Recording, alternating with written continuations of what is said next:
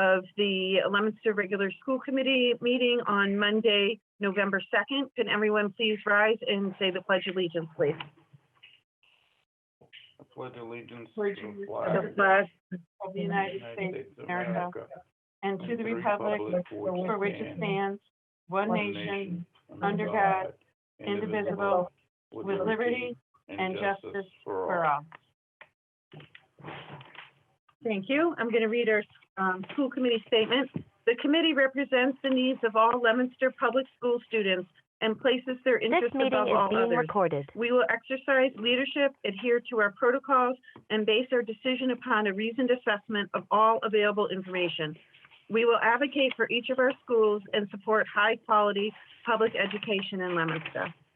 We'll now open our public forum. I'm going to call upon the people who have already signed up to speak, and then after that, I will open it up for others to address the committee if they so Eileen, wish. don't forget to say about videotaping. Yep, thank you, Ron. I appreciate that. So again, if anybody is planning to videotape this school committee, you need to announce yourself now and prior to doing so. Okay, no one has come forward. The first person is Leah Burns. Hi, can you guys hear me? Great, yes, we can. If you can just let us know your address, and then you can begin. Yep, Leah Burns, 57 Colonial Drive, here in Leominster. So I'm going to make the statement on behalf of the Leominster Education Association. Over the past few weeks, the teachers have been working hard to accommodate the shift to a hybrid model of education in an effort to honor the community's desire to get our students back into schools. By and large, it has been fantastic to see and teach students in person once again. And in these few weeks, we've been really fortunate that we haven't had any major issues with the spread of COVID-19. That said, we have been focused on taking a slow and measured approach to bringing students back into schools based on how the community health data supports it. We are concerned with the rapidly growing number of positive tests in our city, and we would be remiss if we did not express the rising concern in our membership that we are going to push ahead with bringing more populations back on November 9th, despite moving into a red status with the virus's spread. We will now be bringing back a more mobile and independent population of students who participate in sports and community events that are known to be points of spreading, and numbers of students who have come from neighboring cities that have been forced full remote to account for outbreaks. We are concerned that we're going to see a continuing rise in numbers of students and staff that are forced to quarantine and the disruption that is going to cause in what is a now well-established routine of remote learning. We're especially concerned by what that means for staff that have health concerns and have otherwise up until now been able to work in a way that minimizes their risk. We're asking the school committee, who is still meeting remotely, to consider a pause in the plan to bring back more student populations on November 9th. We believe by pausing, we will be protecting our members, our students, and may actually increase our chance of avoiding a full remote situation as the holidays approach, ensuring meaningful educational opportunities for everyone. Thank you. Thank you. The next person up is Jacqueline, and I know I'm not going to pronounce your name right, Romanus, so I apologize. Jacqueline, if you're here, please unmute yourself. It's Ronimus. That was pretty good. Thank you. Sorry about that. I was just wondering why we were switching to a one-day-a-week academic schedule for the ninth graders.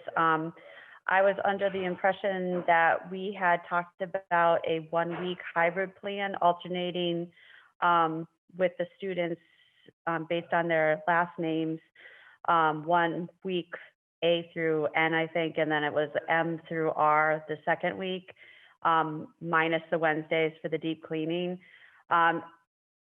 My children are going to the CTI program. I'm from West Boylston, and the commuting home from shop classes, they're missing like a big chunk of their B block because of the commute.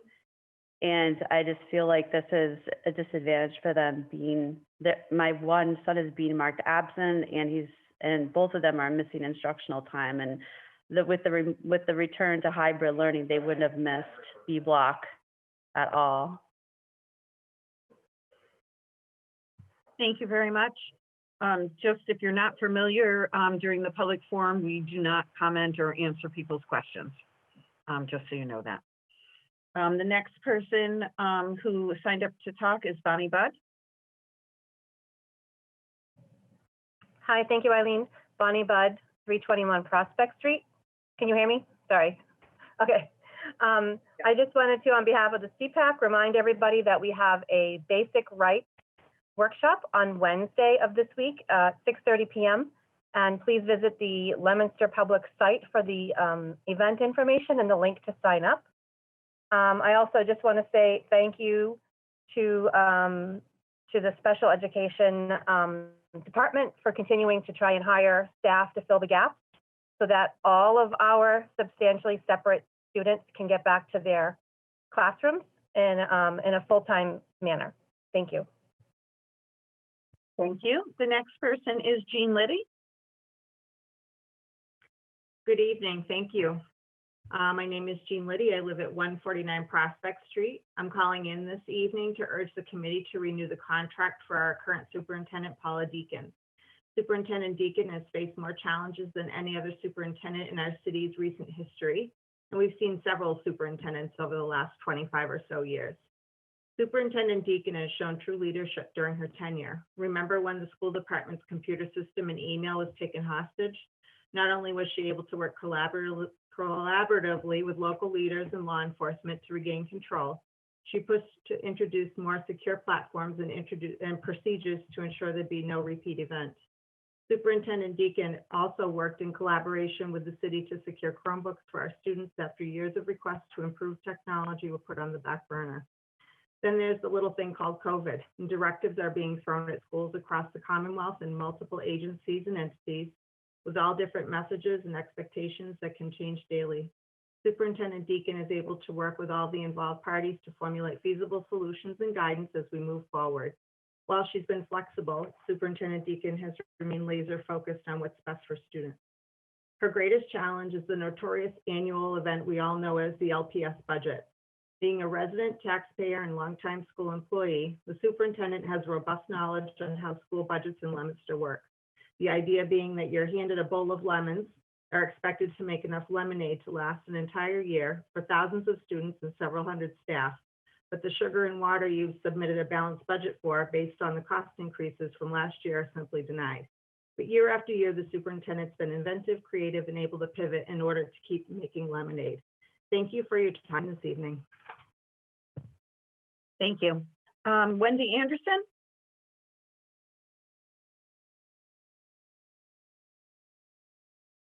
Okay, can you hear me? Yes, go ahead, Wendy. Good evening. I live at 104 Harrison Street. Good evening. Our city is in the red. Our state is seeing a sharp rise in cases, and we've already seen at least a couple of positive tests in our schools. Yet the guidance from DESE is to not roll back to remote, and that doing so would trigger an audit. I say, so what? Safe and healthy practices are more important. If the state leadership won't do their job, our district needs to do it for them and put students, teachers, and their families' well-being first. And speaking of doing their job, I want to remind you of something I've said to you at every meeting I've spoken at and heard you all express as well. We have dedicated and amazing teachers here. If the district leadership truly believes this, then teachers need to be trusted and allowed to do their jobs. They've done incredible research and preparation since the spring to ensure that the new school year isn't anything like that. When the format changed from full remote, which upended all their hard work preparing, all their hard work bonding with their students and getting their students to bond with each other remotely, they rolled with it. They found resources such as digital books and platforms and tools that their students could use without having extra items to touch and allow them to stay socially distant, yet still collaborate and work together. And they did it without complaint because they love their job and their students. In spite of not being one-to-one yet district-wide, in spite of not having enough books, something that's been a problem for a long time, but more so recently as there's a greater need for more diverse materials, and a decolonization of our classrooms, our teachers continue to roll with it and do their very best. So please let them do their jobs without micromanaging and trust them to do what you say you love about them. After all, the only thing lacking about our teachers is the number of them we have, as this crisis has highlighted. Lastly, I ask that as decisions are made, you stop listening to voices that don't listen to the health experts and do what is in the best interest of all of our students, teachers, and their families, and not just the few who talk for the sake of hearing their own voices. Thank you. Thank you. That concludes the portion of people who previously signed up. If anybody else would like to address the committee, please unmute yourself, state your name and address for the record.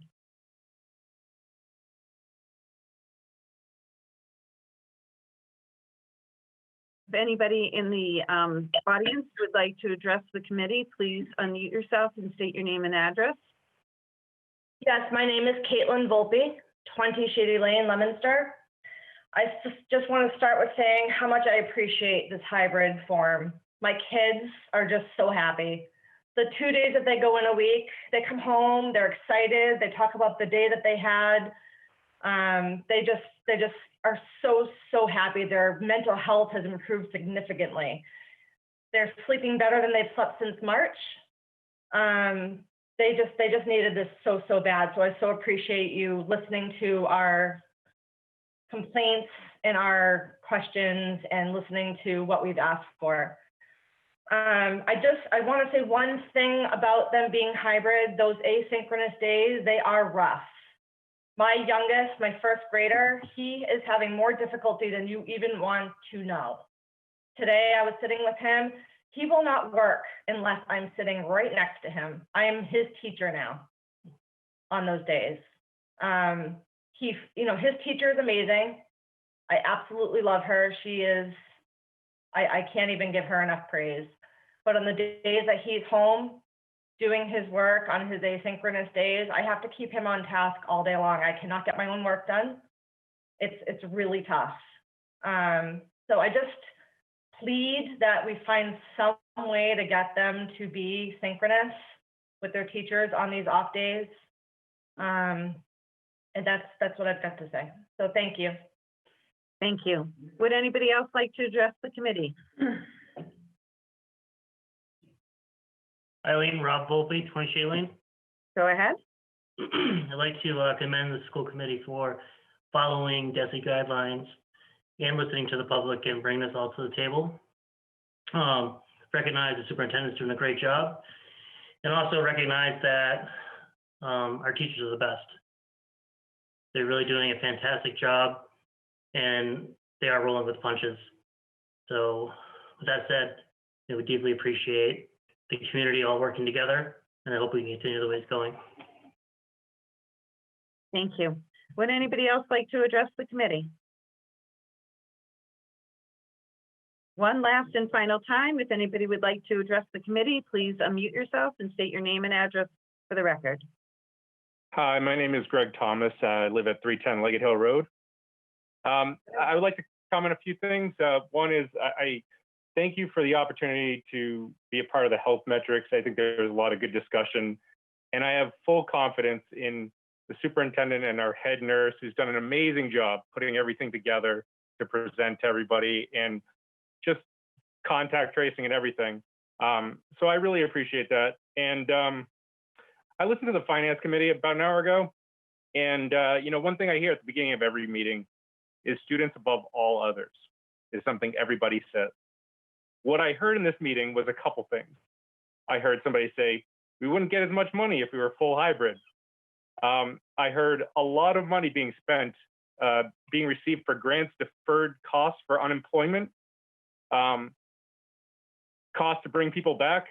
I also even heard somebody on the school committee, as well as a city councilor, talk about the money that the money being spent for the Boys and Girls Club and the additional money available. And because we write a check to them for this, that we should receive some of that money as a school. That is not putting students above all others.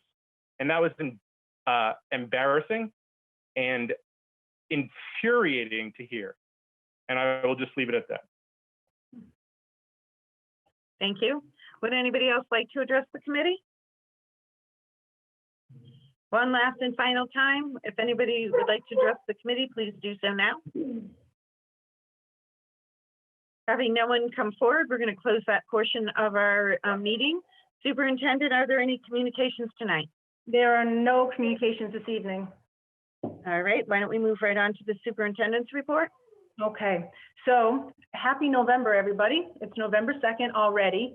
And if you know anything about the calendar and the school calendar, it's the shortest month that we have, but we have so much planned throughout the entire month.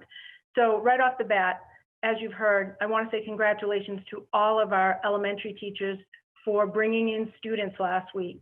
There were more smiles and cheers and happiness.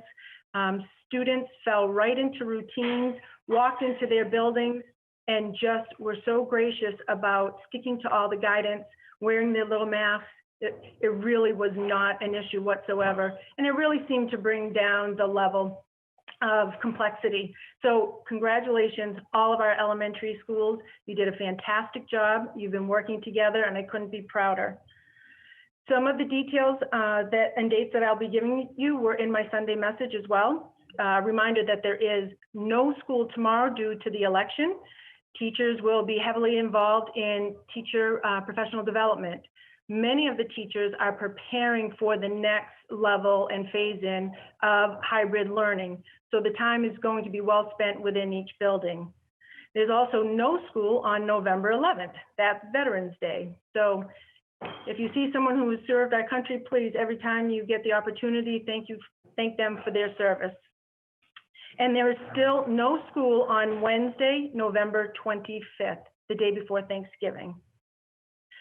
We sent out a message yesterday about parent conferences. In a typical year, Monday and Tuesday of Thanksgiving have always been half days of school where we have parent conferences, one afternoon and one evening. We have had to move and change a lot of class lists, teacher assignments, and teachers really asked for an opportunity to get to know their students a little bit better. We started 10 days late. There's been just such an influx of in and out. So we have moved parent-teacher conferences to January 26th and January 28th. That's the close of second quarter. So it would be the half school year point. November 23rd and 24th now are full school days, that Monday and Tuesday of Thanksgiving, but they are full remote days, except for CTI, LCE, our life skills program, and our sub-separate ABA program. And we will send that out again in the next message on Sunday.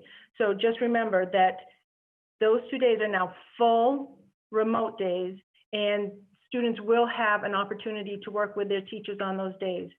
Now, if you're a parent just wanting to check in on your child's progress thus far, never hesitate to contact your teacher. You can make a phone call, you can do an email, you can send it through any of our communication devices. So it's always best for you to progress monitor where your child is. Bonnie Budd beat me to it. There is a CPAC meeting. This is an important one. This is about the basic rights in the CPAC. This is the Special Education Parent Advisory Council, and the meeting is this Wednesday, November 4th from 6:30 to 8:30. There is a link that was emailed today. If you still need that information, please contact our central office director, Kim Woodford, so that she could send that back out to you. We received notification today that there will be free COVID testing on Wednesday and Thursday down at Doyle Field between the hours of 10 and 4. This really is a community effort to try and get in front of this pandemic. So if you feel the need to go down there, please do so. It should move along quite swiftly. I also want to give an enormous thank you to the city for a gift beyond a gift this year. The city has afforded us the opportunity of the municipal side of the CARES grant. We are receiving about $2.4 million in CARES money in which to build up our building safety, our personnel safety, technology, advancements, as well as many, many one-time COVID costs. I can't thank the mayor enough for this, and it affords us such a gratitude. And the school department will not let the city nor our community down. This will go to very good use, so thank you again. And lastly, I don't know if we can say it enough. If you suspect your child of any ailments at all, please keep your children home. We're trying to keep our buildings open. Currently, we know that the city, our community is in a red zone, but our schools are not. We have had no transmission in our schools at this time, and we're working very hard to keep our buildings open. So anything that the community can do to support that would be greatly appreciated. So please, please, please remember your masks, remember to wash your hands. Any slight fever, families, do what you can. Just let us know and we will be support, because it's going to take a community to keep this going. So I appreciate your time this evening. Thank you. Thank you. Now we're coming to one of our favorite times that we get to recognize professional status employees. So Paula, if you want to take it from here. Yes, I'm actually going to turn this over to Jim, because one of the best nights is when we can celebrate our teachers, and watching and cultivating new veterans into this. You know, most of us put over 30 years into these careers. So if we can mentor, train, collaborate, and cultivate such strong educators, and then we get this chance, typically in person, to celebrate each one of them, at least we are doing it, and we want to thank them for staying with us for the past 3 years and celebrate each one of them. So with that, Jim? Thank you very much, Paula. Can you hear me? Fantastic. As Paula said, we're going to celebrate 8 special teachers tonight. If any of our newly professional staff teachers, if they've been able to join us tonight, I was going to ask if maybe they can turn on their cameras and also their microphones, because we'd love to give them a moment of screen time after I say their names so we can celebrate them together. Just want to say a couple of things. I'm surrounded here by apples and also certificates that were prepared by the superintendent. The apples were put together by Butch Nato, and as always, I have to thank Ann Pickering and Juan Toledo for all their hard work in putting this day together. On behalf of the entire district, I would like to offer my sincere congratulations to the teachers who are being honored here tonight. Teachers matter. Good ones make a difference, and great ones can change the trajectory of a child's life. You are all here because you have worked tirelessly these past 3 years, and in some cases even more, to make a difference. You are receiving this honor because you have demonstrated the passion, skill, effort, and commitment it takes to be a successful educator in Leominster. Congratulations on earning your professional status.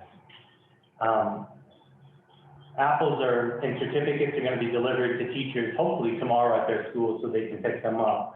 And I apologize in advance. I typically get to go around and practice names with people, and I haven't been able to do this. So I'm going to give it my best shot. If I make mistakes, please let me know and let me correct it.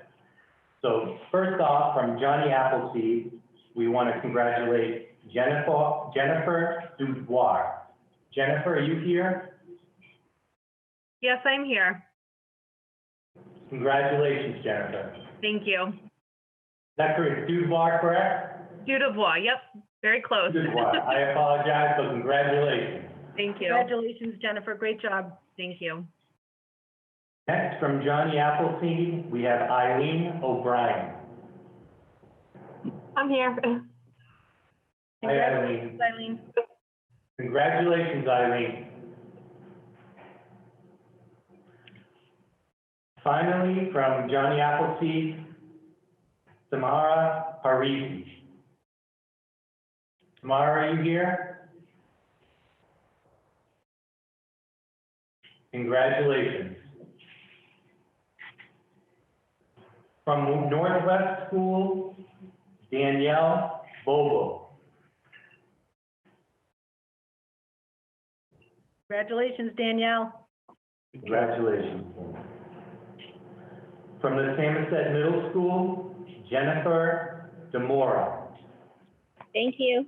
Congratulations, Jennifer. Congratulations, Jennifer. From Skyview Middle School, Kathleen Shennis. Good job. Congratulations, Kathleen. Congratulations, Kathleen. Get it, Finally- Kathy? Finally, we have two teachers from CTEI. First, John Antonetti. Pass Way me to the go, ball, Johnny. John. Pass me the ball. Thank you. Congratulations, John. Way to go, John. Thank you. Good job. And finally, Michael Still. Yeah, Mike. Hey, guys, how you doing? Excellent. Congratulations. Congratulations. Thanks, guys. Congratulations, Michael. Congrats, Mikey. That's wonderful. That includes all of our celebrants, and we really mean it. Thank you so much for all your hard work. We truly appreciate it. It's no joke to get this point in your career, and we know it's been through a lot of hard effort and a lot of great work with kids, and we can't thank you enough. So thank you. Sometime, we'd love to have you for some refreshments. We'll have to work on that when we're back together in person. But the apples and certificates will be with you soon. So thanks again. Congratulations. Congratulations to everyone, and thank you so much for your hard work and dedication to our students. We really appreciate it, and we, as the school committee, certainly miss the opportunity of congratulating you in person. So thank you so much. Great job. Great job. Okay, moving on. We have the update on the 6 to 9 hybrid model. I think we're going to jump ahead, Eileen, if you're okay. I think it's a nice segue into our teacher feature Sure. with Mrs. Beth Wilson. So we just saw our newest veterans coming in. Beth, if you don't mind me saying, because I'm there with you. So Beth has been in Leominster for 28 years and 14 years in grade 2. It speaks for her itself. You just need to watch to know what she does on a daily basis. I get excited to stop in and see her class because I never know what she is wearing, talking about, or reenacting. So it's all over the place. So Beth, you're up. All right, thank you so much, Paula, and thank you to the members of the school committee. I'm going to tell you about what it's like to go to elementary school during these unique times, and I'm going to focus on the hybrid model. So I'm going to hit my present button. I'm going to share my screen, so hopefully everybody can see this. And can you see that, Paula? Not yet. All right, now I'm going to hit share. Can you see it now? Yes, we can. Wonderful. All right. Okay, everybody. So I'd like to welcome you to hybrid school with the Wilson Warriors. And you can see on the screen here, it says, this is something that we tell the kids every day. We say, we are so glad you're in our classroom because you matter, you are important, and you are amazing.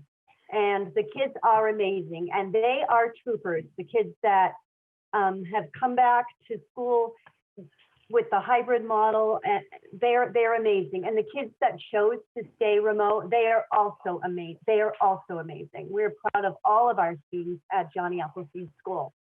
So we'll start with a quick tour of the classroom. You can see in the upper left-hand corner, the kids choose their greeting when they reach my door, and usually it would be a high five or maybe a quick hug, but because of COVID protocol, we'll dab, or we'll do an air hug, or we'll just wave, or we'll do a floss dance. So I'm going to show you just how we were preparing for the kids to make sure that it was safe. So I'm going to just present this now. Hi, welcome to the Wilson Warrior Classroom, and joining me is Miss Hill, and she's my student teacher from Fitchburg State University. Alexis, what are you doing right now? Getting ready for cohort B. So she's putting name tags on the desks. They have to be clean and laminated. And then when the other cohort comes, the kids take off the name tag off their desk, and it goes back into their bucket. So let me show you what that looks like. So here is a sample of what one of the buckets looks like. And inside, we've got the name tag, we have their books, we have their baggies. So each child has their own baggie with supplies, and they also have a baggie of their own math manipulatives. So they do that for sanitary reasons, so that the kids don't have to worry about sharing supplies. All right. So I'm going to just stop the share on that. Hi, welcome to the Wilson Warrior Classroom. Hold on. Okay.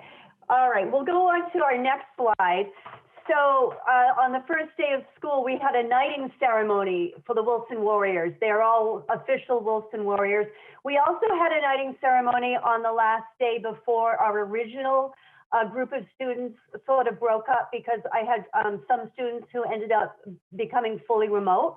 So they were knighted on the last day. And then the other kids said, well, why can't we be knighted? I said, all right, when you come in, you can get knighted. So here's a little picture of what that looks like. They had a lot of fun with that.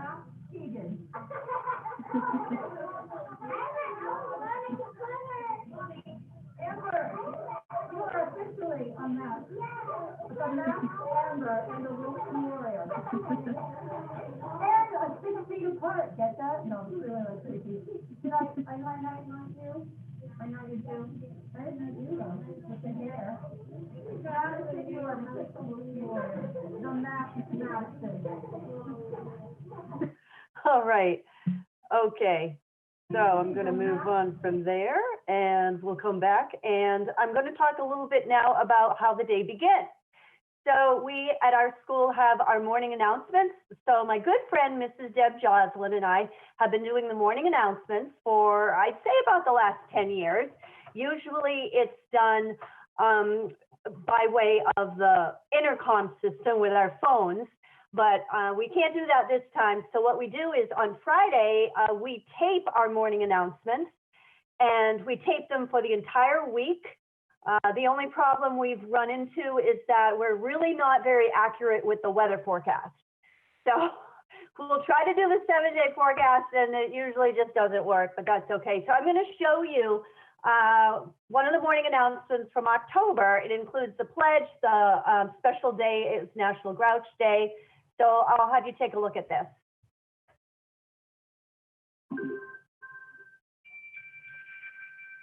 JA in the morning for all your JA news. Good morning, Johnny Appleseed School. It's Thursday. We're getting to the end of the school week, believe it or not. It's October 15th, and we are pretty much halfway through the month of October, believe it or not. Crazy, it's flying by. I know, Mrs. Joslin. So the JA weather forecast today is calling for mostly sunny skies with a high of 67 degrees. So please rise for the Pledge of Allegiance.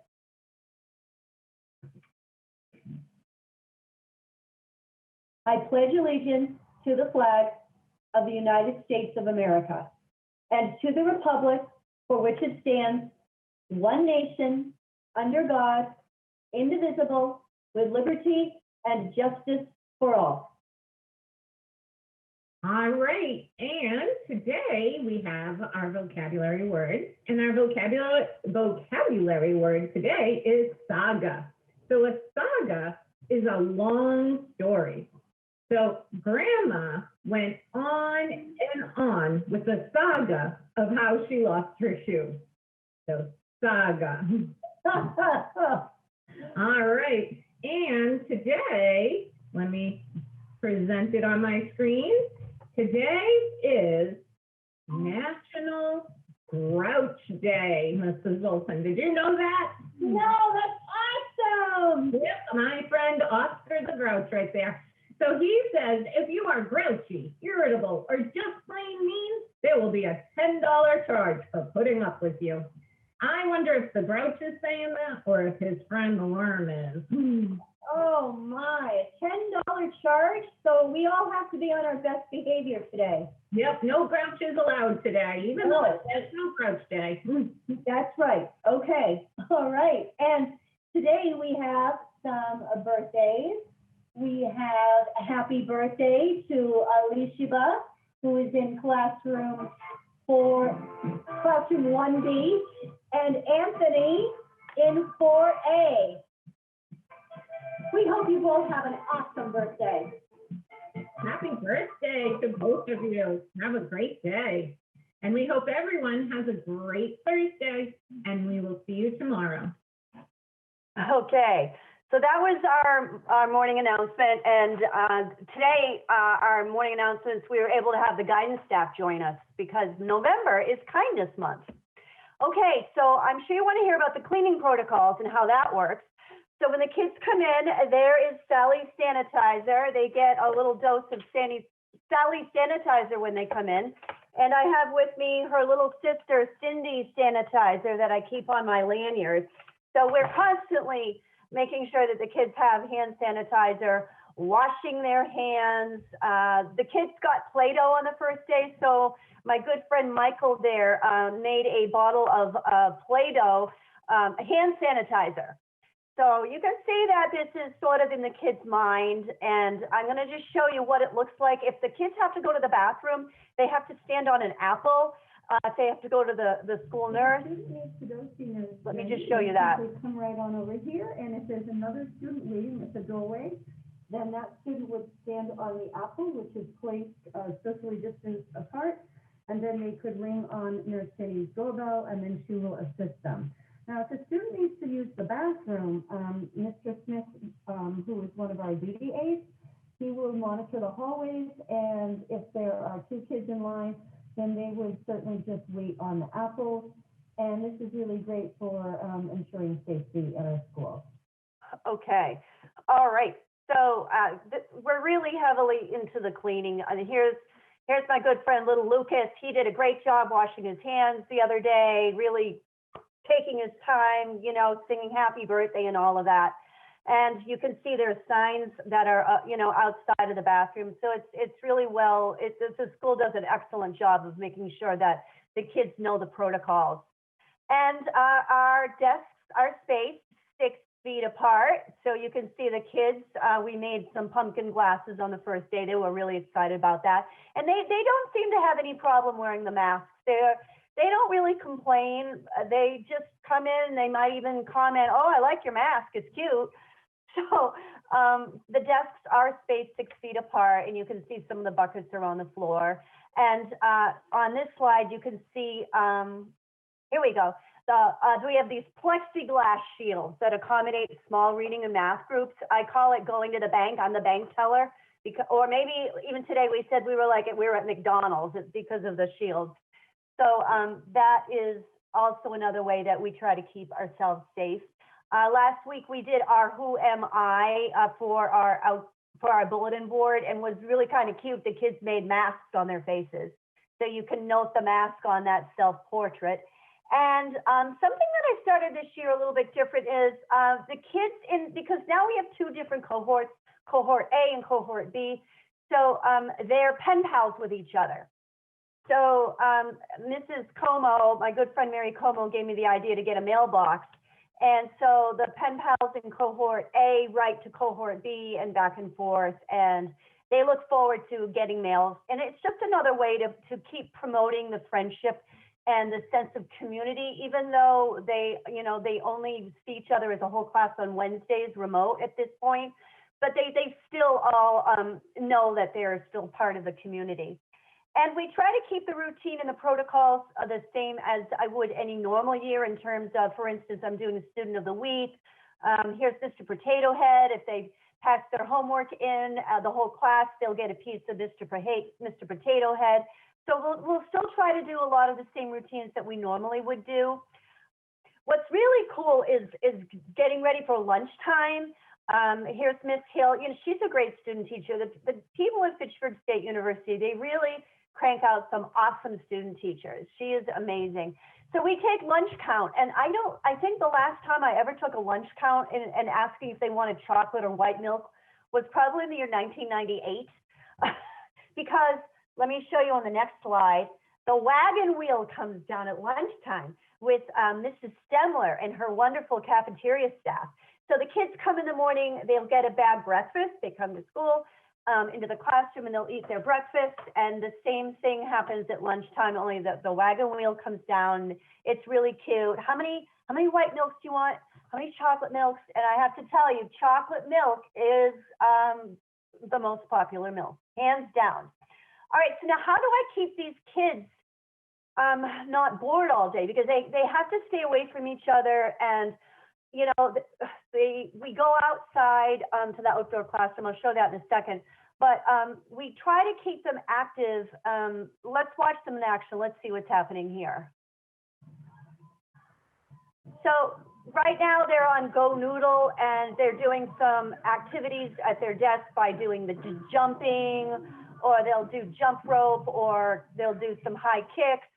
And then here on this video, I also have them do fluency and fitness. So they have to try to solve the problems, like 8 minus 1 is 7, 10 plus 2, and they'll call out 12. And then 10 plus 9 is 19. And then it'll give them an activity to do. Okay, push-ups. So they're all on the floor doing their push-ups the other day. And it might tell them to do the floss dance, or it might tell them to do something like that. So today, what we did in class was I brought my cat shoes, and I taught them how to do tap dancing. So I got out an old Bonnie Franklin. She was the actress from One Day at a Time. She was on Broadway. So we taught them how to tap dance, and the kids loved it, with the exception of a couple, but I won't name names. So they really liked it. And here we are. Let me show you a carousel activity. So what we do with the carousel activities, the kids rotate from station to station. It's sort of like a socially distanced moving lesson. And we also have kids use their own dry erase boards, markers when they come to the board, so that they can safely participate, just like they normally would in school. Here's another picture of some of the kids at the stations they were at, the math stations. And here is a couple of science stations that we did. You know, the kids just had to just remember that it was one at a time to measure the pumpkin, or one at a time up at the sink to see if the pumpkin sank or float. Today we did mystery science. Mystery science is so awesome. This guy named Doug comes on, he says, "Hi, I'm Doug." And a lot of the teachers in the building use mystery science, and the kids love it. So today we learned about the bones in our hand, and the kids actually made these really cool art projects with it. I want to show you the outdoor classroom, and our former gym teacher, Mrs. Bernard, was responsible for the development of the outdoor classroom. So a lot of the teachers, we've been taking the kids outdoors to you know, just do a math break. I did a vocabulary lesson out there last week, and actually they paid attention, they liked it. And here's a picture of the kids going on a little walk, a socially distant walk. I'm going to show you what Wednesdays look like. Now, Wednesdays is our full remote day. So nobody's in school except the teachers are in school, obviously. The kids all come on at 9 in the morning, and they love seeing each other now because they've been in school, so this is their chance to see their friends from the other cohorts, now that they really know each other a little bit. So I've chosen a couple of kids. They are our news reporters for the morning. Here we go. All right. It is now time for Wilson Warriors Breaking News. Joining us live is Madison, who will be telling the kids what cohort A, or the A team, did on Monday and Tuesday. So Madison is basically going to tell the kids from the other cohort what they did in school. And then I'll have somebody from the other cohort tell the kids what they did when they were at home. So if they kind of get a sneak preview about what's going to happen next in class. So I'm going to show you a picture of my little guys, my Wilson Warriors. These are the A-listers with their masks. They're so cute. There's 10 of them. And then I have 9 for cohort B, the B team. And they're just a bunch of loves. And, you know, I have to say, we've got a great staff at JA, and I'm so fortunate and blessed to work with so many wonderful teachers, my team, and all of the other teams. We're working so incredibly hard because we want the kids to have a good education. We're trying our best, and we've got Patty and Bevan leading us along the way, and we're just really so fortunate to have such a great staff that we work with. So that is my presentation of the Wilson Warriors. I hope you enjoy it, and I hope everybody stays safe and keep wearing those masks. Great job, Beth. Great job. Thank you. That was wonderful. Does anybody have any questions from the committee for Mrs. Wilson? Go ahead, Isabel. I don't have a question. I just want to say you're absolutely wonderful. And I loved this whole presentation, and I love you. And I think the Pen Pals is fantastic, and the sharing of what they did each week is wonderful. And you can teach me how to tap dance anytime. So okay, anytime. All right, Isabel. Thank you so much. I really enjoyed the presentation. It was nice. I like the part where the kids see all each other at the end when they're all remote. It's kind of a connection after they've been, in the cohorts A and B. And the tap dancing, I like the tap dancing. Good, I'm glad. But Ron, no, I'd pay big money to see you tap dance. I know you're. I know someone's gonna say, Nobody wants but to I can't do it. I'd fall on my face. I'll send you the tape, the Bonnie Franklin tape, okay? No way. I want video. I'll do it as a fundraiser. Okay. Beth, we can get you a lot of supplies. Okay, Dean. Thanks. Great. Anybody else? Thank you so much. That was extremely informative and fun to watch. And you must sleep really well at night, Beth, because that's just one day. And you keep going day after day after day. And so thank you so much for everything that you're doing, everything that you've learned and implemented, and that you just keep going back at it. You've been in the remote situation, now you're in the hybrid situation. And I just love that you've put kids first, because it really shows through your learning. Thank you. It's a team effort. Thank you. Great job. Thank you. All right, thank you. Superintendent, now should we talk about the update on our hybrid model for 6th through 9th graders? Yes. I asked Mr. Steinberg, principal at Samoset, Mr. Niebel, principal at Skyview, and Dr. Dobzinski from LHS to give us an overview of their plans. What's been really nice, the way that we have phased everything in, this trio has learned a lot from everybody else of what not to do. So we keep getting our principals together every week, and somebody has advice for the next group. So elementary has this down pat, CTI has this down pat, so they're ready to go. So the nice piece with our K through 8, we have built a systematic approach towards academics, the hybrid, the remote. We've tried to keep everything pretty aligned. And then when you get to the high school, it will change because of the dynamic of what we're dealing with at that level. So I just asked these gentlemen to bring it forward for consideration. Hopefully Monday we are a go to get this all off the ground and make sure that we are back in play. So Matt, Doug, I'm not quite sure who's starting. Well, I'll tell you what, Paula, the one thing we have learned is don't follow Beth Wilson. Thanks for setting us up for a failure on that one. Well, don't think you're not going to try tap dancing this week. I think Matt's got something for us. Matt, what do you got? I also will start a fundraiser to see Doug on tap dance, so I might match that. I think you and Ronnie Hool together, we make some money, Doug. I'll take on Ronnie any day. Oh, all right, goodness gracious. The image is just, oh, goodness. Help me. I mean, I can start, Doug, if you'd like. We're really excited. I mean, to quote one of my favorite coaches, Pete Carroll, we're pumped and jacked at Samoset. Get going on Monday. We've been looking forward to having kids in the building for quite a long time. We've had a really great, fun time with our life skills students who came in and our ELL level 1s and 2s. Obviously a little bit of awkwardness because they're the only ones in the building, and it's them and 50 staff members all staring at them like they're kind of in a zoo or something. But to have the rest of our kids come in the hybrid environment, we're really excited for Monday. So we're still working out some finer details. In terms of numbers, it's pretty interesting in Samoset. We're about a 55-45 percentage group with a 55% on hybrid. So we're gonna have a good number in the building beginning Monday.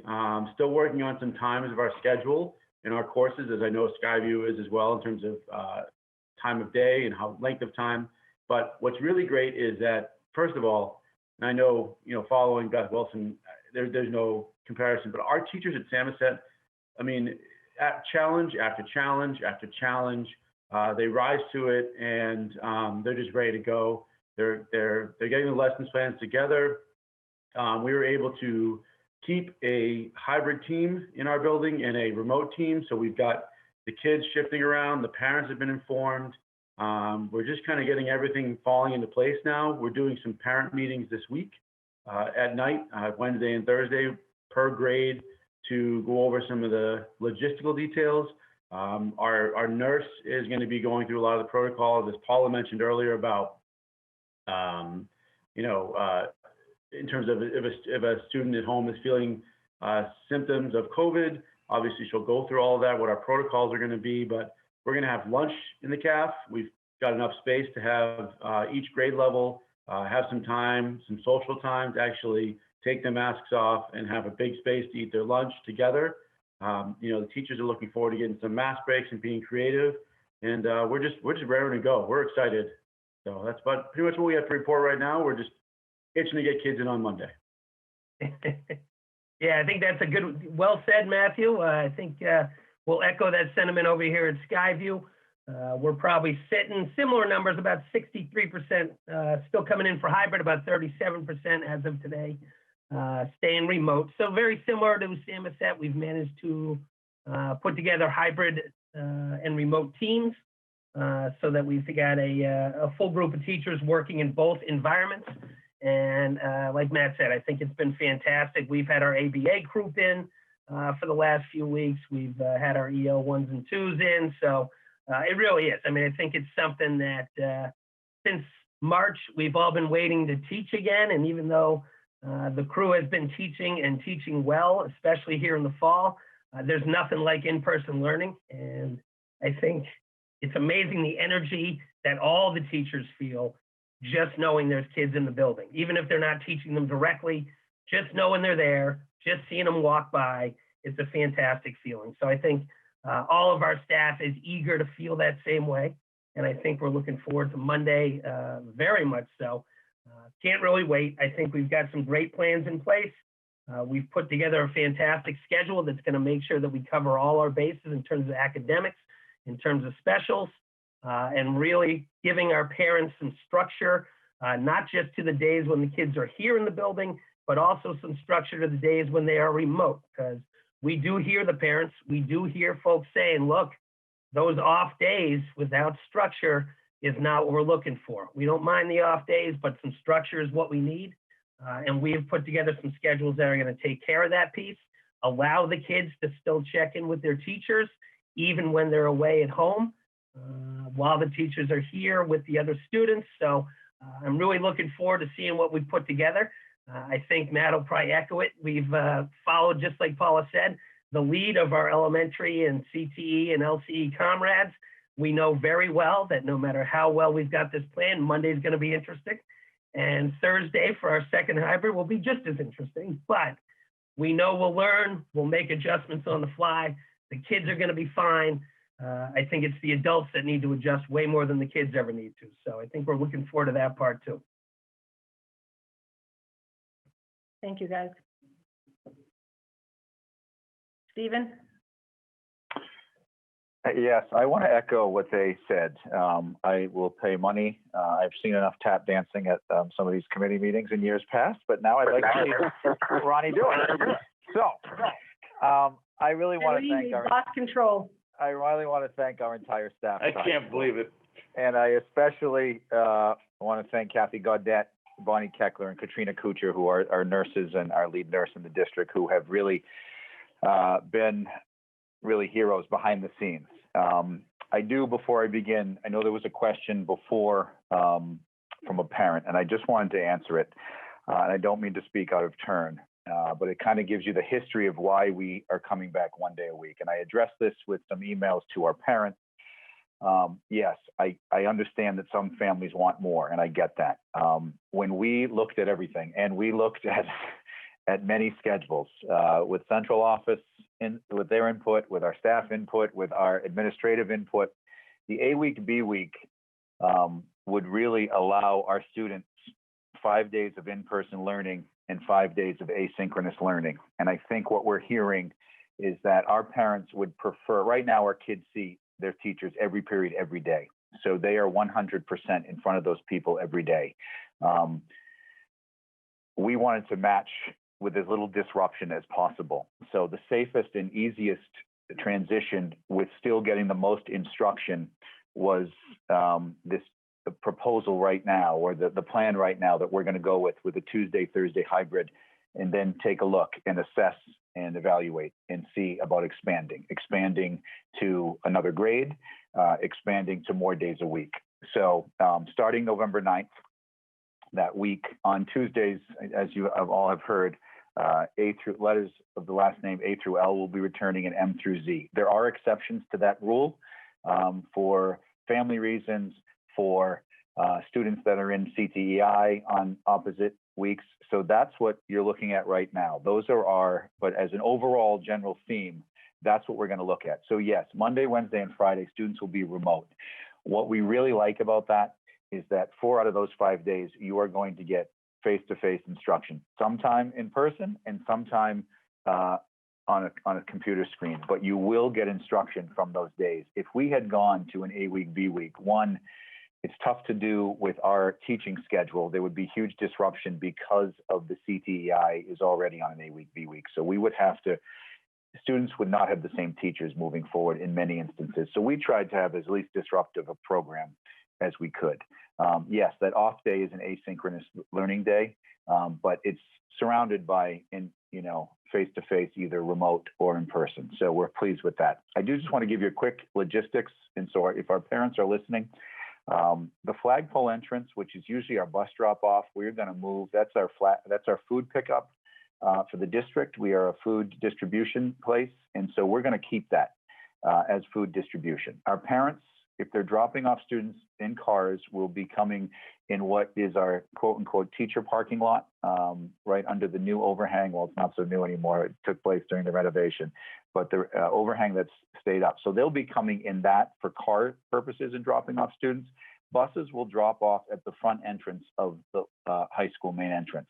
We will have 3 entrances set up, what we call is our A wing and our B wing entrances, and also the main door. We'll have staff there every day. They'll get their health forms filled out, which every student entering the building has to do. There will be sanitizing stations there. Every kid is coming off the bus, which also has bus etiquette in place, and hand sanitizing and masks, obviously, as they enter.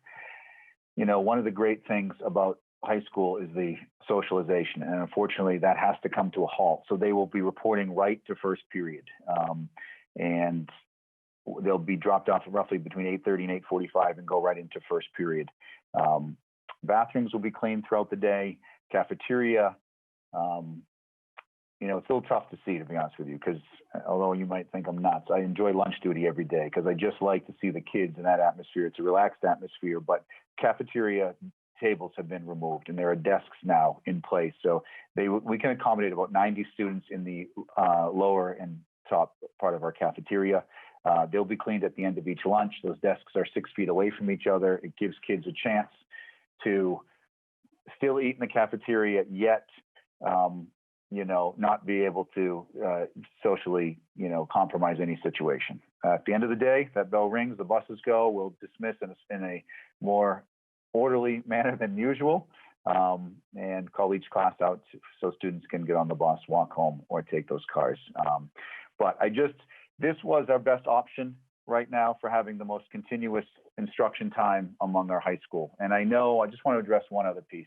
I met with some senior parents the other day about what's the next group coming back, what's the next group. And I think our seniors socially, obviously we'd like to get them in the building, but they want to come back for the reasons we can't provide right now. Okay. The socialization piece, the hallway piece, the pep rally piece, the Friday night game piece.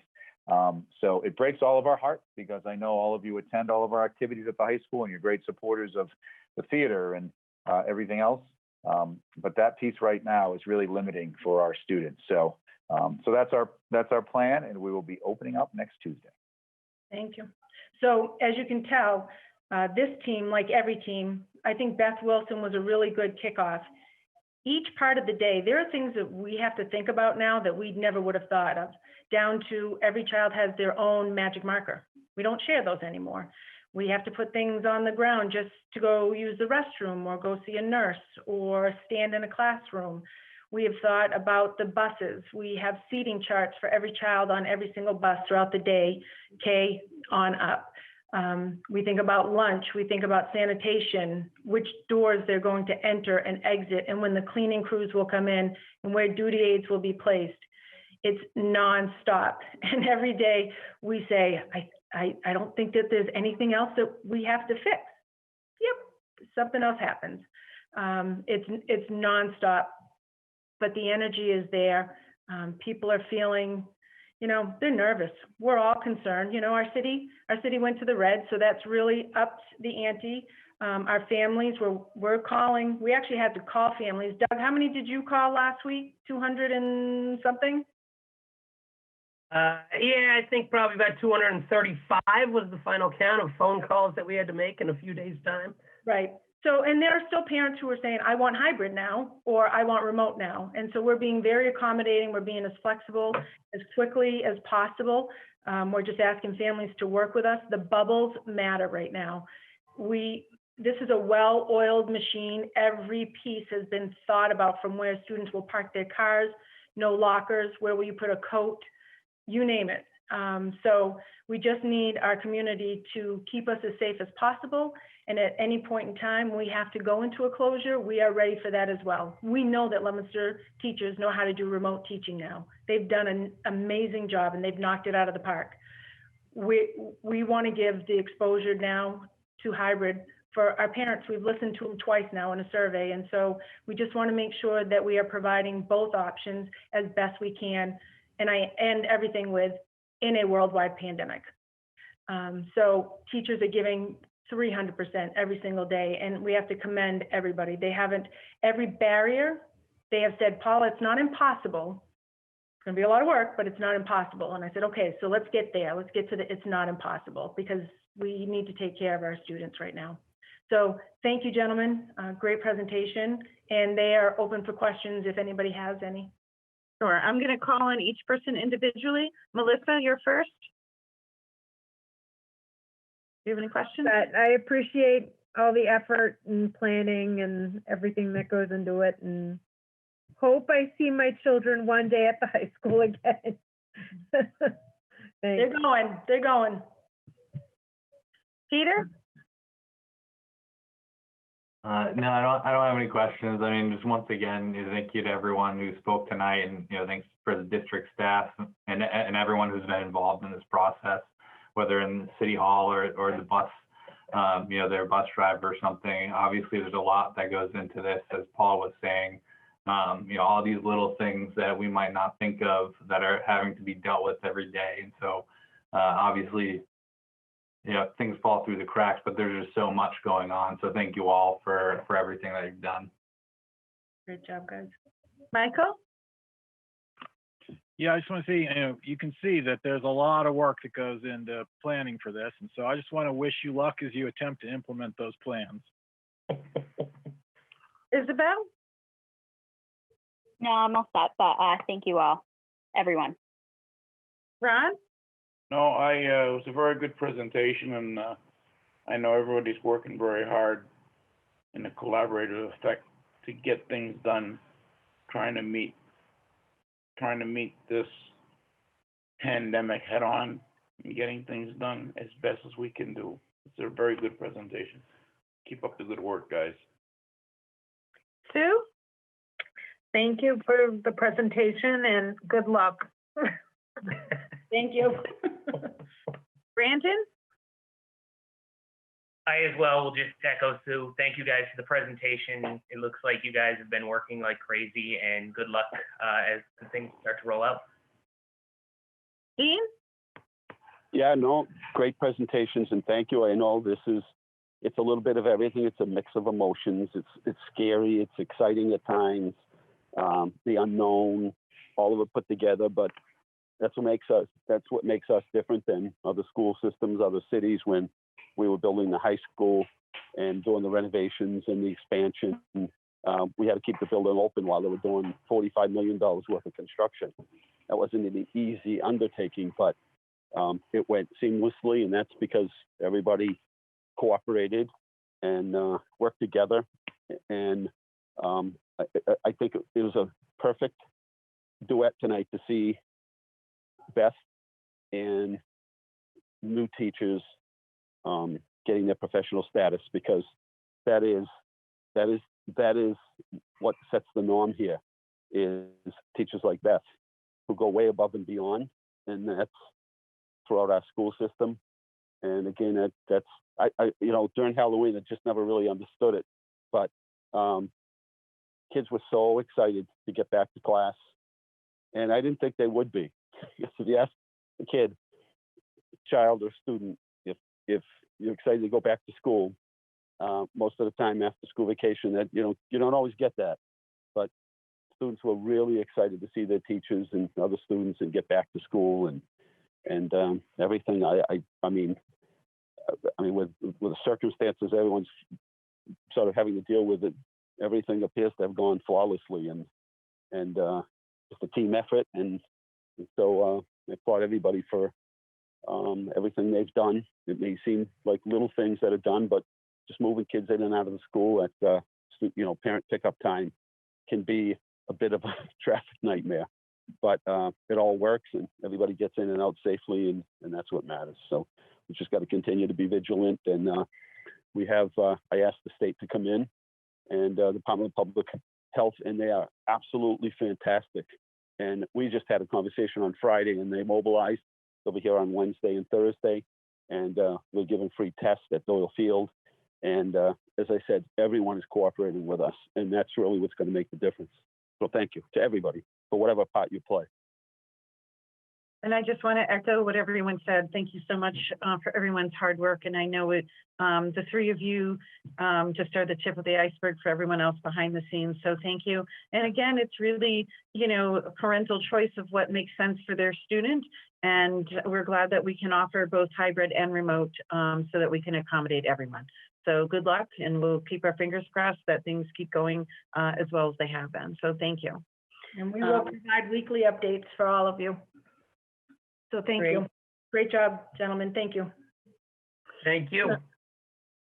So next, we're going to move on to approval of the minutes for October 5th, 2020. If someone would like to make a motion.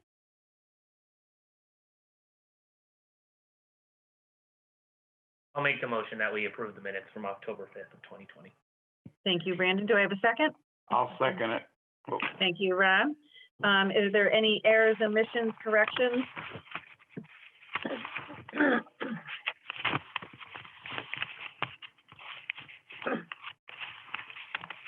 Do you have a omission, error, or correction? Nope. Okay.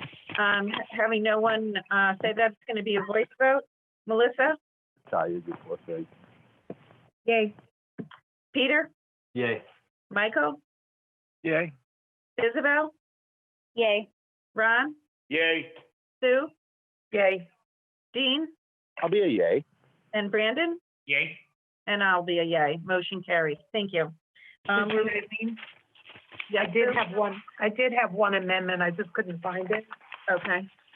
The last page 7, the paragraph before the motion, it says the mayor stated that we could expect that we would. I have no idea what that means, but I think it's referring to the question I had about the second round of CARES money.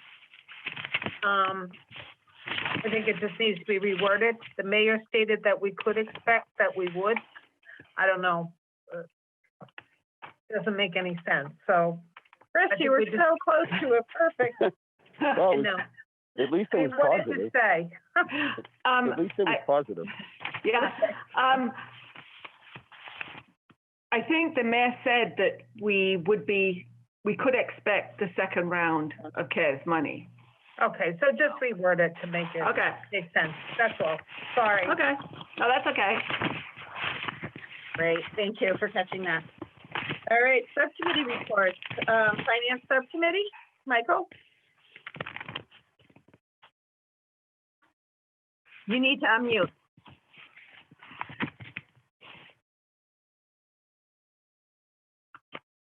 That's weird. It didn't unmute the first time. I see you can hear me now? Yes, we can. Okay. So finance met tonight. We reviewed the financial report.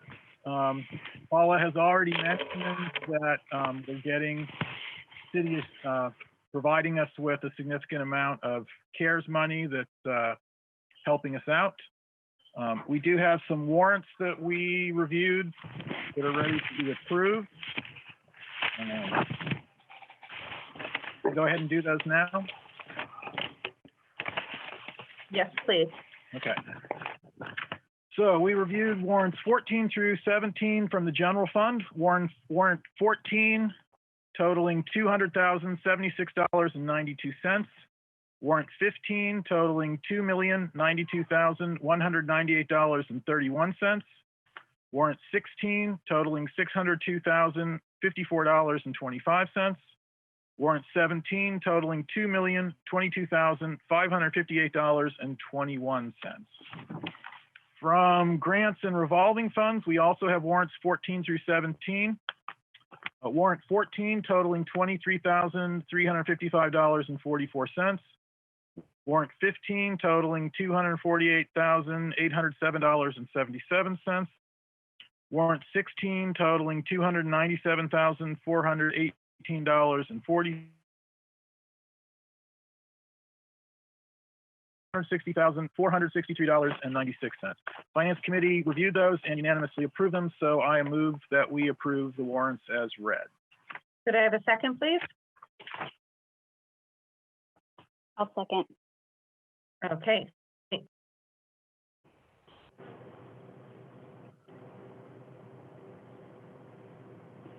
Eileen, you are muted.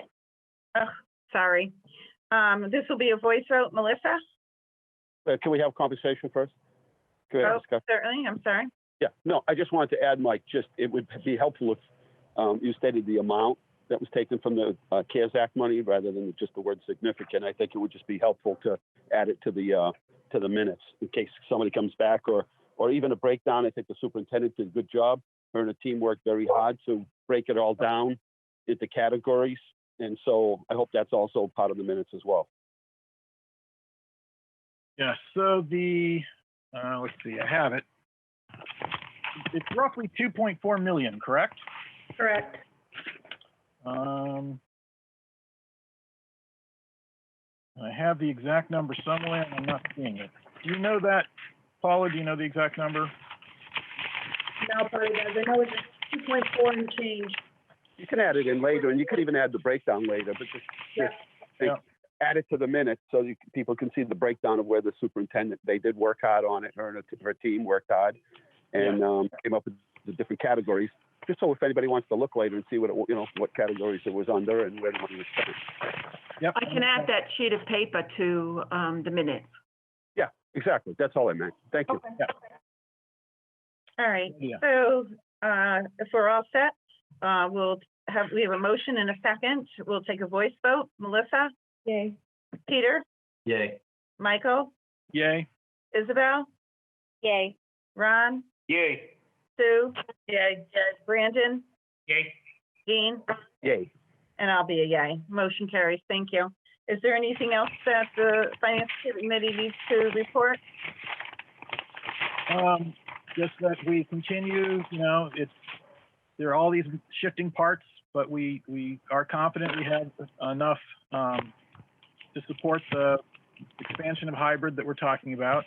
The 2.4 million in CARES Act shared with us by the city is making a big deal, is helping quite a bit. For one thing, it's going to cover our unemployment expenses for the laid off staff over the summer.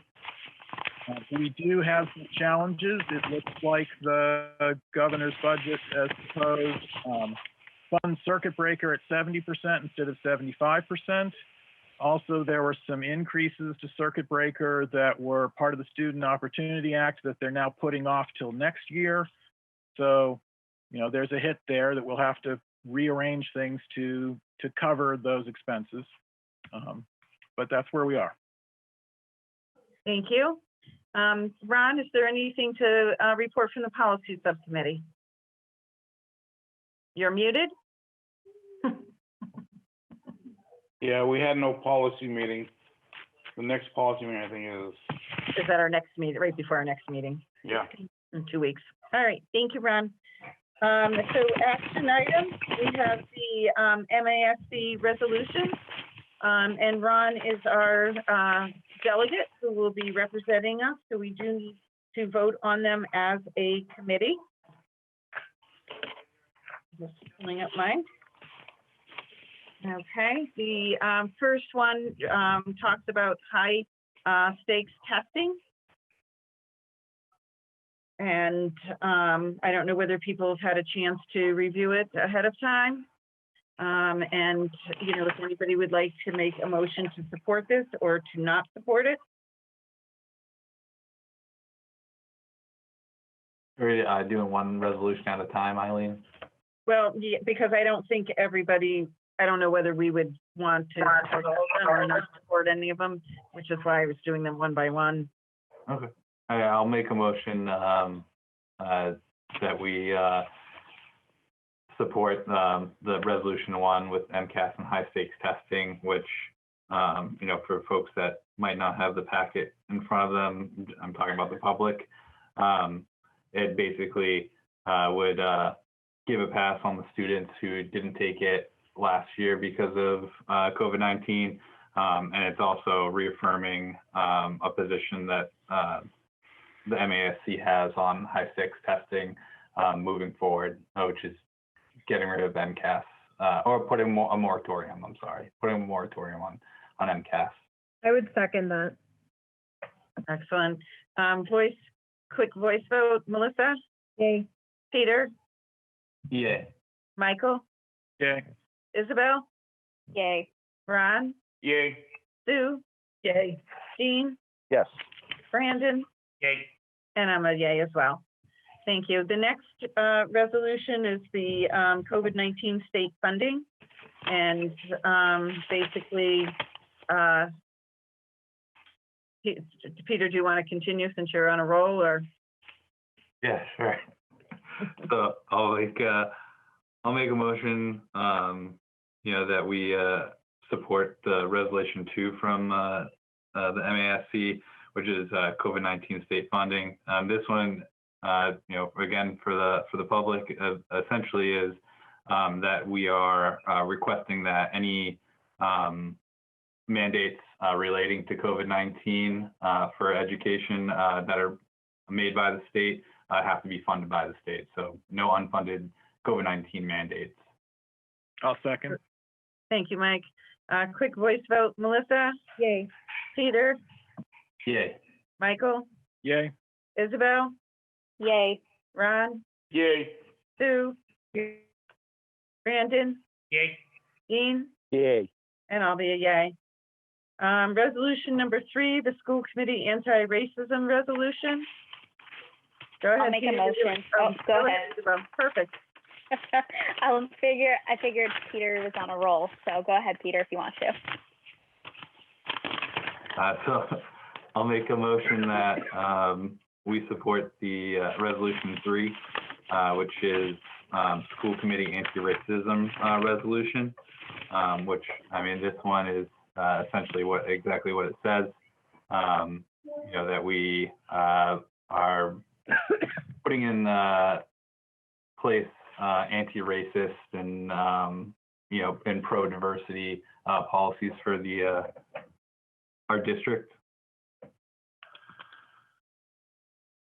I'll second. Thank you. Quick voice vote. Melissa? Yay. Peter? Yay. Michael? Yay. Isabel?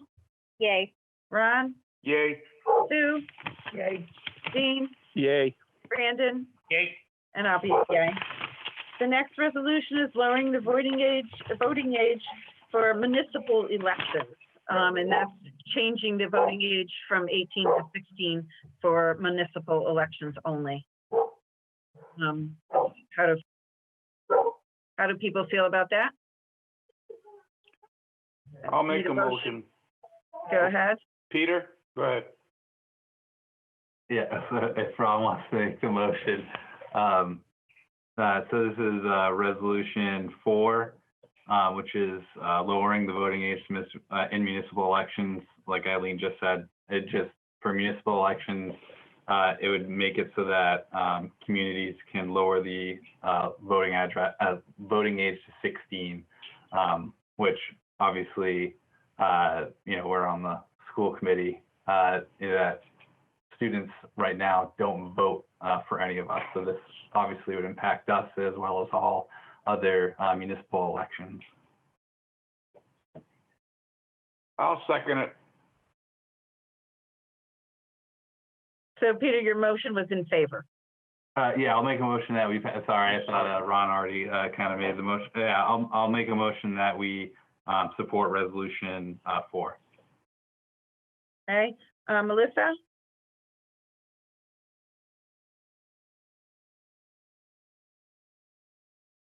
You're muted. Was that a yes? Okay. Yeah, sorry, it wasn't working. It's a yay. Okay. Peter? So I'll vote yay, but I do want to just talk about it a little bit. If anyone else wants.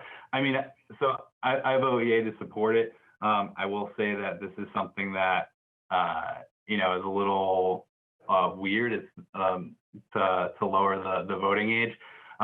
But when I was thinking about it, especially in terms of the school committee, I think it does make sense, for older students in particular to have some more say.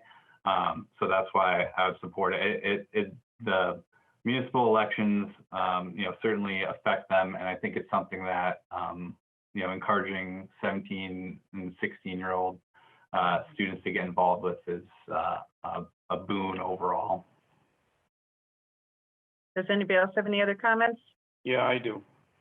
I think it's a necessary evil. I mean, kids already, they're having a big impact upon how things are presented. And I'm biased on that because when I went in the service, I was 18 years old. I was allowed to carry a gun and to vote. They make wars. They always send young kids to war, and I think it's a good step in the right direction. Today it'll be municipal elections. In a couple more years it'll be state and federal elections. I think it's a very good. But I'm also here to tell you that I heard some verbal fighting at the practice sessions we had. There were some people that are not very happy about lowering the voting age. With all of these, they're all non-binding resolutions. It's not something that automatically means that it'll come into law. But no, I know, but it's coming. It's coming. It's coming. And Isabel, you had a... Yeah, I just wanted to comment quickly because I wanted to make the point you just made, Eileen, that it's not binding, nor is it definite that it'll ever take effect in law. But the packet that was given to us and includes Resolution 4 from the MASC points out the Empower Act, which was filed in the state legislature by Representative Andy Vargas and Senator Harriet Chandler. And so just for folks to be aware of, that's a current bill that has been filed in the state legislature, but it is a local option. So municipalities would have the opportunity to opt in to something like that, which the city council or select board would then have to vote to approve. So just to make that very clear as well, like this resolution is something that we are voting on to either support or to oppose as a school committee, but it's not binding. And then there's also this piece of legislation that could pass, and then the municipality itself would have to decide whether or not they support it. So it's a very, very long process for any of this to ever even come to fruition if it were to. And the school committee ultimately does not have any decision-making regarding the law. Yeah. So Michael, we left off with you. Yay. Isabel, Yay. Ron, Yay. Sue, Yay. Brandon, Yay. Dean, I'm okay as long as it's a local option. yeah, and I'll be a yay. Then we move on to Resolution 5, supporting increased federal support and stimulus funding for public K through 12 education. Obviously, we all want increased federal support, I would think. I'll make the motion that we support this resolution. Okay, second? I'll second it. Thank you, Ron. Any conversation? Then we'll go right to a vote. Melissa? Yay. Peter? Yay. Michael? Yay. Isabel? Yay. Ron? Yay. Sue? Yay. Brandon? Yay. Ron, sorry. Me? Yay. And Dean? Yes. And I'll be a yes. All right, and then we've got Resolution 6, the retention of the Medicaid revenue. Peter, we'll pick on you. All right. Well, Make a motion. I support this one, so I'll make a motion that we support Resolution 6, which is the retention of Medicaid revenue. Well, what this is asking is that the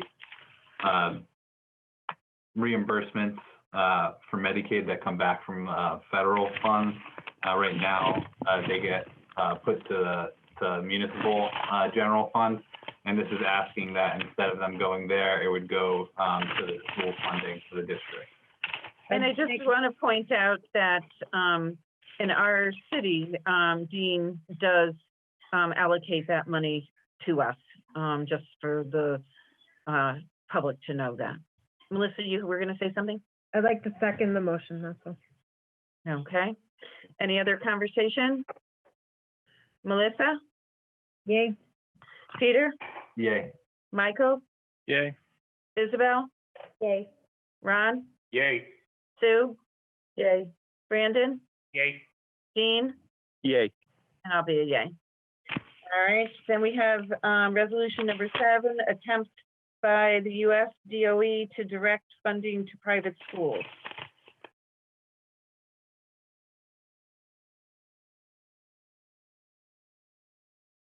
Go ahead, Peter. I'll make a motion that we favorably accept Resolution 7, attempts by US DOE to direct funding to private schools. And yeah, that one's pretty self-explanatory also. I'll second it. Okay, any discussion? Then we'll go right on to the vote. Melissa? Yay. Peter? Yay. Michael? Yay. Isabel? Yay. Yay. Ron? Yay. Sue? Yay. Brandon? Yay. Dean? Yes. And I'll be a yay. All right, Resolution 8 is membership of school committees members on the Board of Elementary and Secondary Education. I'll make a motion that we support Resolution 8, which again is a very direct title, membership of a school committee member on the Board of Elementary and Secondary Education. I'll second. Okay, any discussion? All right, move right down to the voting. Melissa? Yay. Peter? Yay. Michael? Yay. Isabel? Yay. Ron? Yay. Sue? Yay. Brandon? Yay. Dean? Yes. And I'll be a yay. Resolution 9, providing equity for sexual orientation, LGBTQ, students, teachers, and staff. Go ahead, Peter. Go ahead, Peter. Yeah, I'll make a motion that we support Resolution 9, providing equity for sexual orientation, LGBTQ+ students, teachers, and staff. I'll second it. Thank you. Any discussion? Okay, we'll go right on to voting. Melissa? Yay. Peter? Yay. Michael? Yay. Isabel, Yay. Ron, Yay. Sue, Yay. Brandon, Yay. Dean, Yes. and I'll be a yay. And believe it or not, our last resolution relative to the monitoring of attendance of students during the pandemic. I'll make a motion that we support Resolution 10 relative to the monitoring of attendance of students during the pandemic. I mean, one of the more important things I think for the district in here is when it comes to the attendance records in terms of looking at the performance of the district, that there's a bit more leeway and understanding of how obviously the pandemic is going to potentially affect those attendance records. Do you have a second? I'll second it. Thank you, Ron. Any discussion? All right, voice vote. Melissa? Yay. Peter? Yay. Michael? Yay. Isabel? Yay. Ron? Yay. Sue? Yay. Brandon? Yay. Dean? Yay. And I'll be a yay. Thank you very much. And good luck, Ron, and we expect to have a report back at our next meeting, All what right, happened will with do. all of those. Oh, yeah. All right, we're going to move on to new and old business. We have the HR report. Yes, just our bi-monthly report is in there. It's just informational, HR report and our enrollment report. Does anybody have any questions about either the HR report or the enrollment report? Okay, having none. The health metrics update. We have been meeting every Tuesday, and Kathy has worked, Claudette, our lead nurse, has worked very diligently with everyone to come up with a matrix, which is in people's packet. I don't know if anybody has any sort of questions about it. It's live now, Eileen. It's live Okay. on our webpage. Perfect. She's done an outstanding job staying on top of this. And if you need any information, you call her directly any time of day or night. She's been very good to us. But she wanted to make sure that we saw Leominster's information as it pertains to Worcester County and the whole state. So we keep a good measure on that, and we're watching what's happening in the schools very closely. And she is available at any point in time for specific. Right. So And I that page is live now. Great. And I think what we really wanted to, sort of highlight, there's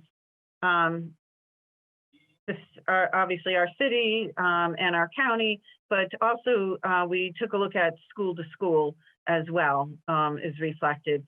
So folks, will know what's going on in individual schools. And so far we've been very, fortunate.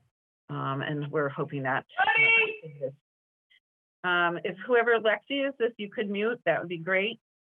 Anybody else have any questions, Isabel? Yeah, I just have one quick question. So I know it's live on the website. I just want to know if the school committee as a whole has to approve this, or what it looks like in terms of an implementation timeline of this metric, because I feel like I would be remiss if I didn't bring back the president of the LEA earlier in tonight's meeting, talk about how they are asking us to slow down the implementation of the hybrid model come November 9th. I mean, a lot of our community members and our teachers are definitely nervous, and Leominster is now in red and our numbers are growing daily, it seems, and it is definitely scary, but I also want to make sure that as a community and as a committee, we also acknowledge those members who want their students in the hybrid model. And I know we're doing everything to maintain our buildings and keeping them open and making sure everyone is healthy and safe. But I'm just curious onto those two things, because I don't want to be a downer in thinking that some sort of closure or something is inevitable, but I mean, we're in red, and I know the community is going to rally and do everything we can to get out of that really scary place to be. But I think it's just a conversation that needs to be needs to be had, and I know I'm not a part of that health metrics committee, and I appreciate all the work that all the members on the school committee who are on that, and parents and teachers and community members, and Kathy got out, of course, and all of our lovely health professionals. So just wanted to ask that and throw that out there. Wow. So we met 3 times, I believe it was, and it was school committee members, it was Board of Health, it was community members, parents, it was administration, and each time we brought a product, we worked on what it was that we wanted to see, and so kept bringing it back. And then I just turned it on now for the school committee meeting, during the school committee meeting, and I would love to show it to you so you can look at it. It's purely informational. We can't make good choices without good information. Yeah, Kathy, why don't you share your screen? Yes. So I'm going to hit share my screen, and it's disabled. Steve, where are you? Oh. Looks like it's starting now. Okay, so let's see. Okay, so Steve is working his magic. So this is what it looks like. It's part of the Leominster Public Schools. You'll see the COVID-19. If you press it, then you're going to be able to see it. It starts off with the Leominster Public School informational, basically describing what's going on.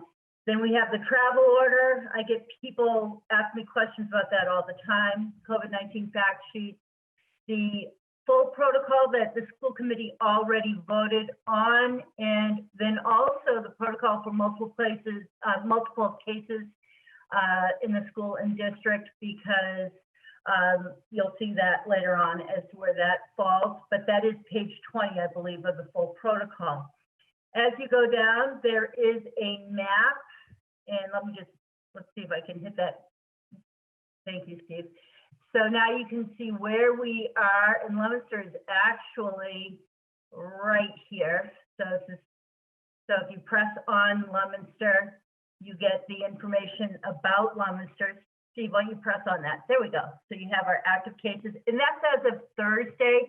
It is updated every Thursday. So as soon as the state updates their information, the map is updated, and then I go through and grab the numbers from the state report and plug them in for the rest of the report. So let's move it down the page, Steve. So here's our Leominster District data. So as of last week, the number of active cases, and then also the on-site positive staff and students. And then we have the current state and county comparison so that we could see exactly how we fall with the county and the state. And then afterwards, we have our average daily incident rate in comparison, and our percent positivity over the last 14 days. Then we have a nice graph, and I have to say that one of our committee members was colorblind, and we were thinking about having a lot of data on, but then when he mentioned that, it made sense to really simplify to just the Leominster data, because we hadn't even thought about people that are colorblind not being able to differentiate the lines when you color code them. But you can see that we did shoot up quite a bit last week. Keep going. So then we have our different measures, and these were based on the Wellesley measures, and then we sort of tweaked them. And so the first one is the average daily new cases per 100,000 people, and it is a 2-week average, and it shows us where we are in regards to the county and the state. And then the second measure is our percent positivity rate, and where we are in regards to that. And then whether or not, and this is Measure 3, the evidence is spread within the schools.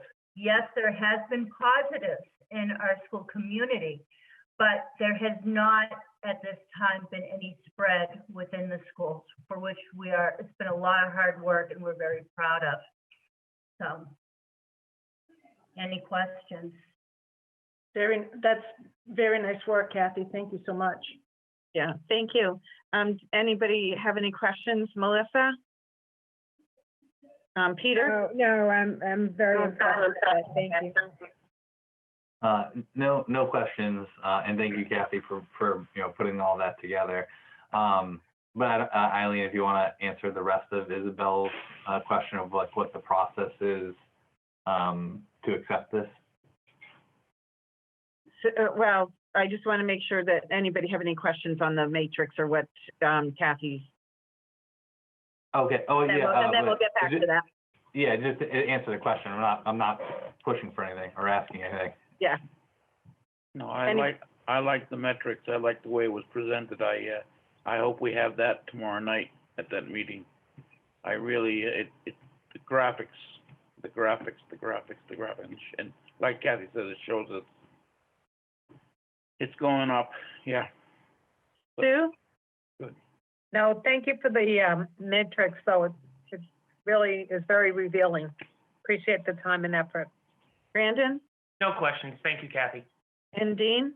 Yeah, I was just going to say, just remember that when we approved the committee last time, we gave the superintendent the flexibility to make decisions as we go along. So even though we don't have an approved matrix just yet, or a policy just yet, we need to remember that we need to keep that flexibility in there for the superintendent to make a decision without having to come back if needed. So, Dean, that's a good segue. So for Isabel, to go back to your question, is that, this is still a work in progress, but, we really talked a lot about, that as cases increase or decrease will be sort of a warning of, we need to be thinking about next steps, or whether that's to pull back or to open up more. But ultimately, it was also to take a look at, what is the impact on the school system, because sometimes there's clusters or a high percentage, for instance.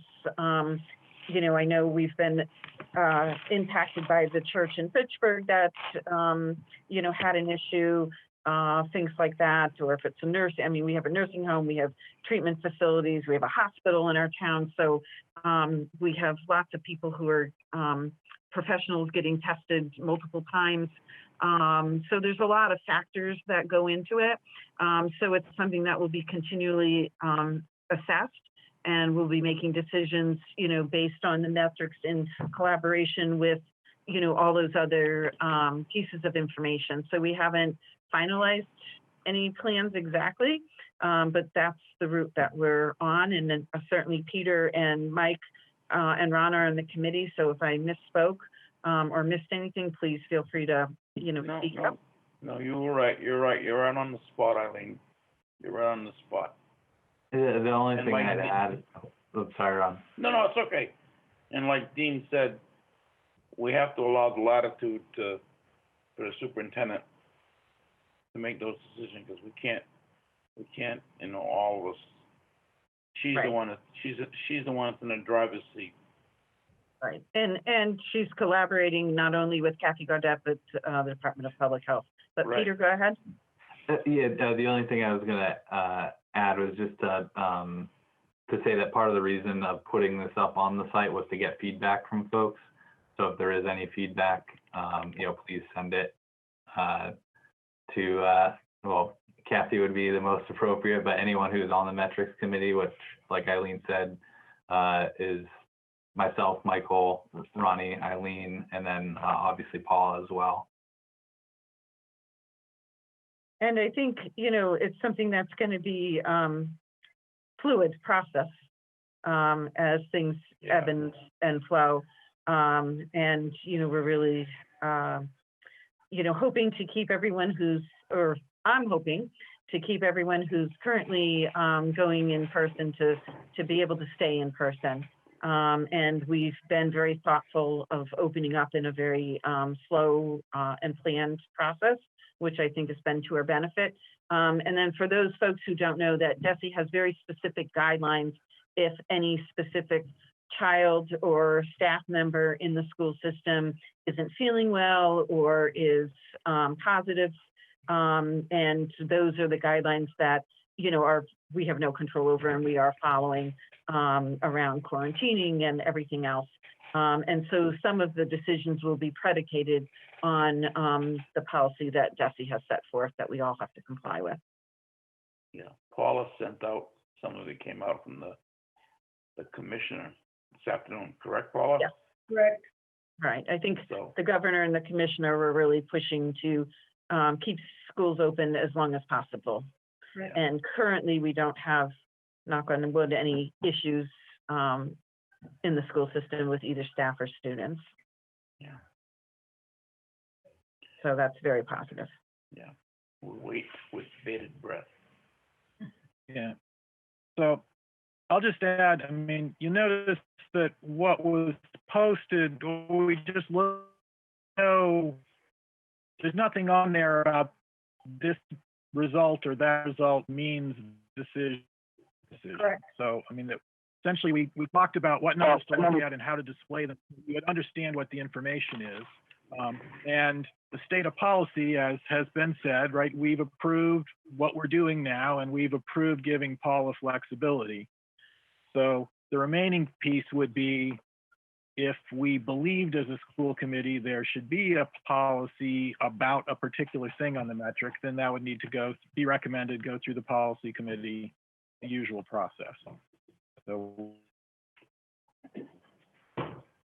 that's all I had. And I was just going to add, I think the most important part is that if people aren't feeling well, to stay home. And if they think they've been exposed, to contact their physician or go to a urgent care center or a medical center, a community health link or one of those, and get tested. I mean, that's the most important thing. And hopefully, with that kind of proactive approach, we can keep the numbers down. We're not going to just stay open for the sake of staying open, but if we have to close, we have to close. But it'll have been done with some guidance and some forethought. But I think the most important thing is giving the superintendent the flexibility to. I mean, if we had to have a special meeting, you don't even need 48-hour notice for an emergency meeting under the open meeting. So we could react. So in the meantime, we could react if we needed to. And I think, Dean, just so you know, we also spoke about in the metrics that maybe it might be a school or a grade that might need to be closed, not necessarily the entire district, really Correct. Depending on, what the issues are and where they're located and what the. Right, and we'll have that information from the superintendent and the nursing staff and the Board of Health or whoever. And so, yeah, I mean, they'll get it first. Yeah. And, again, to echo that, Kathy has been working tirelessly, and I think, this is her only job focus at this point in life.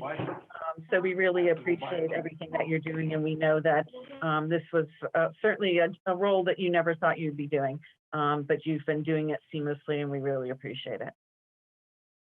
So, and She's been doing it passionately. I just, she loves this. Don't listen to you. She really loves this work. Does anybody else have any other questions or comments on the matrix? Move the question. I'm sorry, Ron. I mean, Dean, what? No, we're not voting on anything tonight, are we? No. Yeah. We're not. Okay. There was no vote. All right. The next is Leominster High School field update. Dean, I had asked for this to be put on the agenda. I don't know whether you have an update, but if you don't, if you could get us one for the next meeting. Yep, I will. I mean, they're getting into the sub bidders part now, into the specific contractors, so lighting, excavating, that sort of thing, to get a more accurate cost. I'm hoping that, especially for site work, that the bids are going to come in more competitive. As we were doing our police station project, they're anticipating better numbers coming in. So they'll be working through the winter to put the final plans together. Okay, we just, I was hoping that, you know, with the traffic at the behind the high school being so less than it normally is due to the current situation, it's probably an ideal time to build because there's not as many students, you know, in the building or practicing out in the turf and all those kinds of things. So take advantage of it while we can. No, it's still moving forward. Excellent. All right, does anybody else have anything else under new and old business? I have something on the new business. Okay. Some of members are new, so they might have had a little bit of an insight to it. But if you remember, Durkin Company was hired to come in and provide a custodial services to the school department. And we ended up, at the time, the school committee took a vote. The problem was that there was never a contract signed by myself or the purchasing agent. Durkin and Company went to court, and the judge did not find in their favor. And several months later, they appealed it, and we were notified today that they were not successful in their appeal. Great news. So the Wonderful. last piece of this would have been, there's another appeal process, but it's unlikely. So that's a status update with the Durkin Company. That's great. Thank you, Dean. That's good news. Excellent. Anybody else have anything else under new or old business? All right, so then we're going to go into executive session. So I do need a motion. I'll make a motion that we go into executive session under numbers. Chapter 39. Chapter 39, I don't have the other numbers. To discuss contract negotiation. To discuss contract, okay, go ahead, I mean. Yep. No, you said it. Do I have a second? Melissa? Okay, voice vote. We will be returning. We'll be returning. You will. I thought we were not. We are not? No, you're not returning. All right, we're not returning. Sorry. We don't know what we're doing. All right, so it'll be a voice vote. Melissa? Yay. Thank you. Here. Yay. Michael? Yay. Isabel? Yay. Ron? Yay. Sue? Yay. Dean? Yay. Brandon? Yay. And I'll be a yay. And for the public to know, we are going to leave the Zoom meeting. And just aren't we going into executive session in our other Google Meet? And we will not be returning because at the end of our executive session, we'll be adjourning the meeting. So just to let the public know that this portion of the meeting is ended. Okay, so if everybody can sign off Zoom and get on Google Meet, and we'll see everyone except for Paula. Good night. Good night. Thank you, Paula. Yes, thank you.